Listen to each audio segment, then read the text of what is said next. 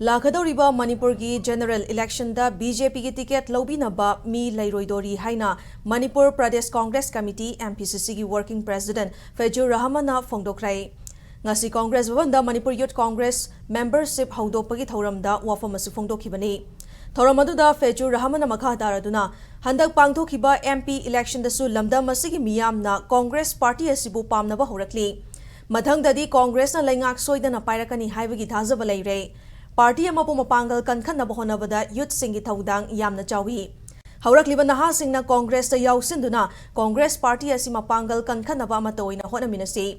Congress ta yaurakliba naha sing asi kathokpa haiba ama masagi oizaba thidaba leibaki khanba ngaktani haiki. Thoramaduda Manipur Pradesh Congress Committee ki working president Victor Kaiseng, State India Youth Congress ki General Secretary Sarifa Rahman amasung Manipur Pradesh Congress Committee ki miyoi sing su sarukyaki. Nakalamaromda Thoramadu ki manungchan working president Victor Kaising na Manipur Youth Congress membership launch tauki.